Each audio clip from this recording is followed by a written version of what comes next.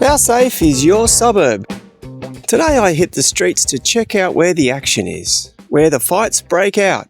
Dude, where's my wheel? And yep, that was my bike. I'm talking crime hotspots in the greater Newcastle and Lake Macquarie region. So where are we more likely to experience these crimes? Now, most will already know that the greater Newcastle and Lake Macquarie regions are quite safe areas, but no city is immune to a bit of trouble. I trawled the crime stats, checked out the suburbs in person, including the good, the pretty good, and the places that council ignores. Yep, everywhere, including the usual suspect suburbs I mentioned in my earlier crime video. This is a heads up for those who are new to the area, or those moving to the region, or just a reminder that we need to do our part to stay just a bit safer in our community and avoid any more headaches that society is already putting on us. I went out to see where the dodgy stuff is, so you'll know which suburbs to clutch your bag like an MMA hold, or where your phone is most likely to be adopted by a stranger, or which car park to get free ringside tickets. This information was gathered over the last 2 years and shows where assaults mainly occur, where cars vanish, and where we needed cash converters for the break and enters. A reminder though, the crime areas mentioned here aren't often the product of the locals who live in these hot areas. It's those who are often passing through for all sorts of reasons, including transport hubs, shopping centres, pubs, clubs, house parties, sports and entertainment venues, all add reasons for these crime hotspots. The following information was taken from government statistics over the last 2 years from 2023 to 2024. Also keep in mind that these are probably conservative numbers as more incidents may have not been reported. Okay, let's start with break and enter hotspots. Here, Cessnock gets the trophy with 145 incidents. Second is Mayfield with 118. Third, Wallsend 110. And fourth, Raymond Terrace with 102. Newcastle City, Hamilton South, East Maitland, Adamstown, Charlestown and Jesmond round out the top 10. With break and enter, or as some call it, aggressive home shopping without permission, this is why it happens.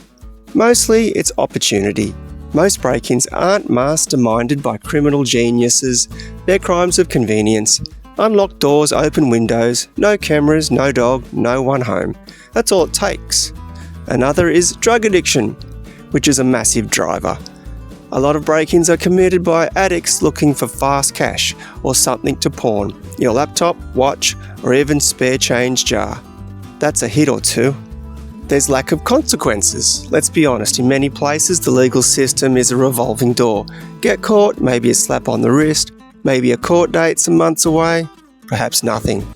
That emboldens repeat offenders. Finally, social disconnection. If no one knows their neighbours anymore, who's watching out for us? No street eyes, no one noticing strange behaviour, no sense of community. That makes houses most vulnerable. So some break and enter prevention tips. Install strong locks and security systems. Use timer lights or smart home devices. Have a neighbourhood watch scheme in progress. Reinforce doors and windows. Also avoid advertising absences on social media. Next up is assault. Nothing says community spirit like a ruckus outside a pub on a Saturday night. Suburb breakdown for assault. Raymond Terrace is the top dog with 706 incidents. Cessnock second with 691.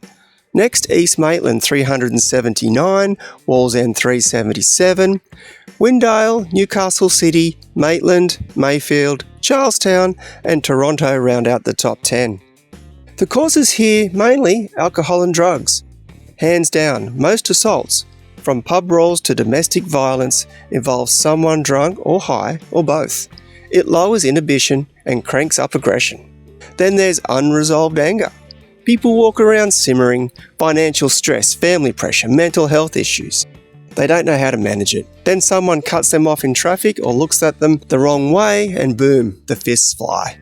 There's egotistical arrogance, especially in many male-on-male assaults. What are you looking at?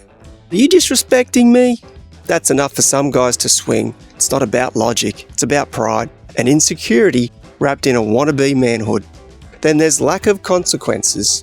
When people know they can throw a punch and maybe get away or a warning, they don't think twice. Plus, a lot of victims don't press charges, especially in domestic situations. Assault prevention tips. Stay aware of your surroundings. Avoid excessive alcohol or drugs. Use well-lit and populated routes when travelling. Have self-defense training. Try to report suspicious behaviour or threats early. Trust your instincts over social pressure. Next up, car theft. Much of the time it's just some delinquent with a hoodie and a screwdriver who figures out your central locking is more like a central suggestion. Push start, even better. You basically left it gift wrapped. Bonus points if you leave the keys in the ignition just for a second. Insurance is now null and void. The suburb breakdown for car theft. Cessnock again takes the crown with 192 incidents in the 2-year period. Second, Adamstown with 180, and third, Mayfield with 178. Then Wallsend, East Maitland, Raymond Terrace, Cooks Hill, Hamilton South, Charlestown, and Broadmeadow rounds out the 10. So why does this happen? Drug money. For one, it's easy. Steal a car, sell it, buy drugs. Rinse and repeat. Modern cars have great tech, but old ones, a butter knife and 30 seconds is all it takes. Even new cars with keyless entry can be hacked with cheap signal boosters. This isn't gone in 60 seconds, it's gone in 6. There's resale and strip value. Stolen cars aren't always driven for joyrides. They're resold with fake papers or stripped for parts and sold off piece by piece. That's a profitable little industry. There's insurance scams. Yep, sometimes the victim stages their own theft. Quick cash, clean slate. Happens more than people want to admit. And stolen cars are also used in other crimes such as robbery and or for violence.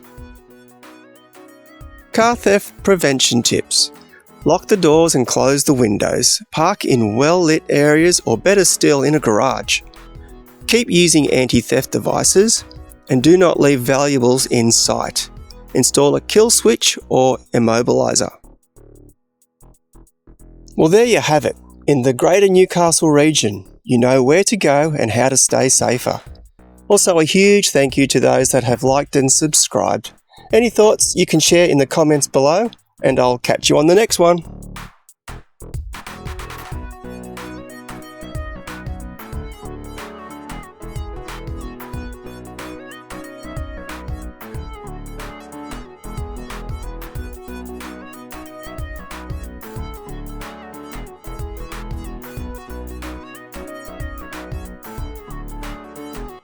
I feel sorry for the terrace people. This traffic is a crime.